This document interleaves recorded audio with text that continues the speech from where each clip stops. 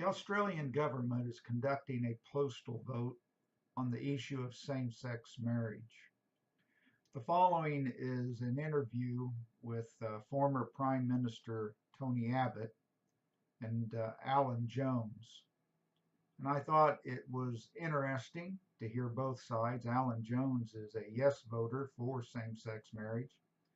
And of course, Prime Minister or former Prime Minister Tony Abbott is a no voter. And I thought I'd share this with you because it seems that the yes voters are getting much more acceptance and media presentation and positive presentation, and those who believe in traditional marriage, that marriage is to be between one man and one woman. Here's that interview on Sky News. Now, back live with Alan Jones. Yes, we're pretty good. We're back again. Here's Peter and Tony. We're pretty good at airbrushing history. Could we just immodestly remind them a bit of history? Did you win 25 seats from Labor in 2 elections? Perhaps you should have won 35. They might have kept you. Did you win 25? I'm looking forward, not backwards. Oh, so you can win another 25. Not too long. Win another 25. Are you in favour of a union between a man and a woman and a woman, but you just don't believe it should be called marriage? Look, I, like everyone, know lots of gay people, Alan. I have gay friends. I have gay family. I respect them. I love them.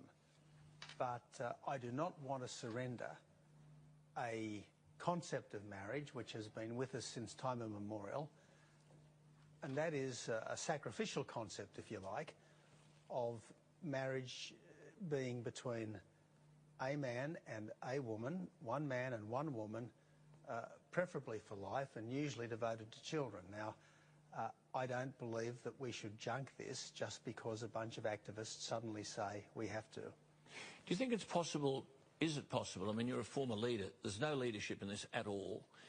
Is it possible to have, though, a debate which is on a sensitive issue, which is civilised and decent and lacks bullying and intimidation and defamation? Some of the this has become terribly ugly, and it's a bad metaphor of a modern Australia, surely. And look, the people who keep telling us love is love are just full of vitriol towards anyone who disagrees. I saw today Roger Corbett was pilloried uphill and down Dale for daring to express a view on the 7:30 report last night.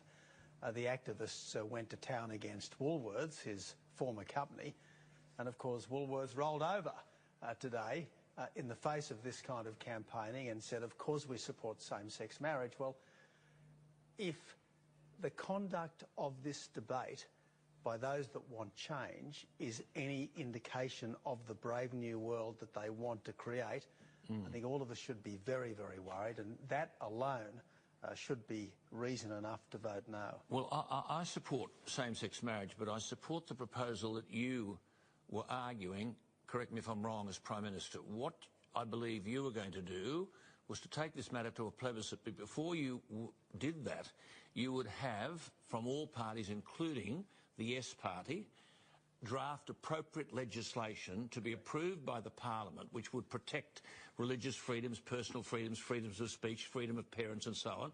And once that legislation was, correct me if I'm wrong, consolidated within the Parliament, you would then put that to the people in a plebiscite so they knew what they were voting for. Exactly right. I would say, are you in favour of the bill, not any old bill, the specific bill that had been published as an exposure draft with all the relevant protections? That's as it should be, eh?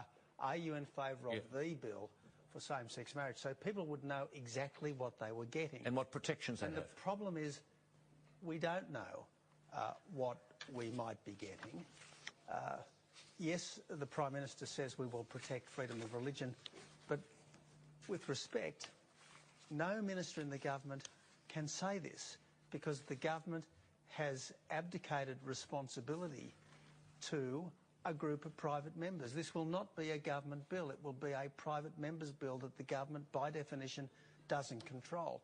So I think there's a fundamental mistake that the government has made here, putting this matter to a plebiscite without giving the public the detail upon which they are having to vote. So they're asking us to sign a blank cheque, and no sensible person will sign a blank cheque. Well, I don't know that he's sensible or not, but your colleague Scott Morrison said that he's quite happy with the arrangement and he trusts the Parliament to work it out. Now, I think it's long-standing practice on these sorts of issues that you would have an exposure draft. My God, we do it for all manner of other difficult and complex bits of legislation. We put it out, or we did put it out, I was there at the time, for experts to look at it.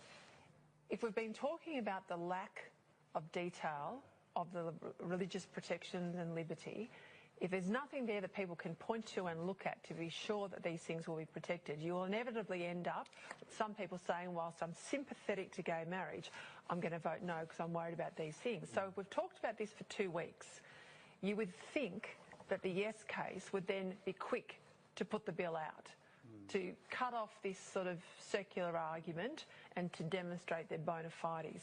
They haven't, and that's only worrying people more. Why is that? The reason why they haven't, Peter, is because they are internally deeply divided.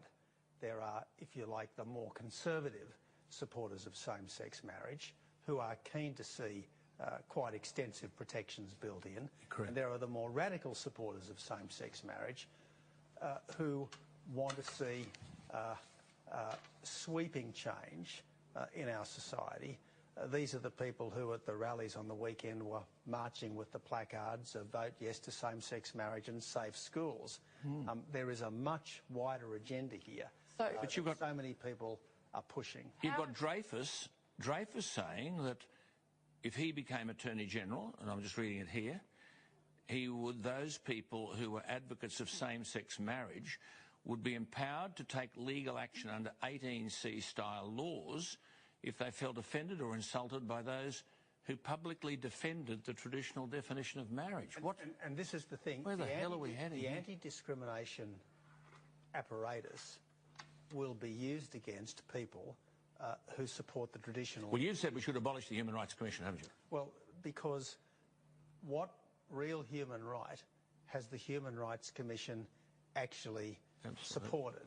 I mean, how have the real human rights of the Australian people been advanced by these bossy do-gooders who are more interested in political correctness than the sorts of things that would actually advance the rights and well-being? But Christopher Pyne says everything you're saying, I quote, it's a complete red herring, it's got nothing to do with freedom of speech, nothing to do with religious freedom.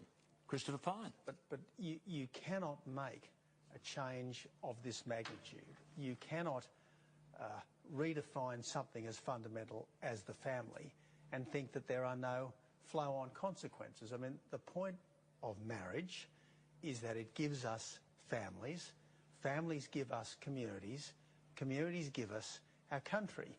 And if you start to play with marriage, you start to change all these other things as well. And that's why we need to think long and hard about this before we go down this path. And just because some activists want it is no reason to say yes. I think it's more than possible to be kind and decent and humane and loving to our gay friends and family and not want to redefine something as fundamental as marriage. So how important was John Howard's intervention? Because his comments regarding the lack of exposure legislation were pretty pointed at Malcolm Turnbull.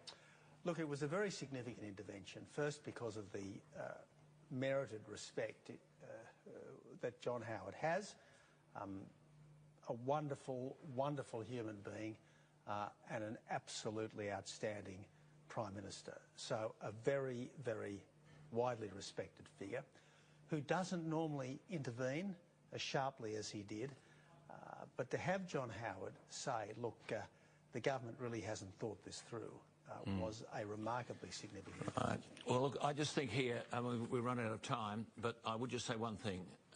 Those who argue for same-sex marriage, as I do, are equally arguing that there must be protections of freedom of speech, freedom of religion, parental freedom in particular. Tony mentioned that it's about same-sex schools. But above all else, above all else, the temperature has got to be reduced. There has to be a civility about this, a dignity and a decency, and a respect for the other side. It's possible for Tony and I to disagree without shouting slogans and appalling language at one another, or throwing eggs at his house, or driving a car into his front fence. So there's something seriously wrong with people who think that you can win an argument in that way. To me, this is an issue that should not even be voted on. Marriage, according to the scriptures, should be between one man and one woman for life. However, there is an issue going on, and we're voting on it. And I appreciated both sides, that they were civil with one another, Alan Jones and former Prime Minister Tony Abbott. In the end, I pray that the no vote wins, but I think that there's going to be great protesting. And if the Labor and Greens get in the next federal election, we certainly will see a lot of changes. Who knows? Only the Lord knows what's going to happen.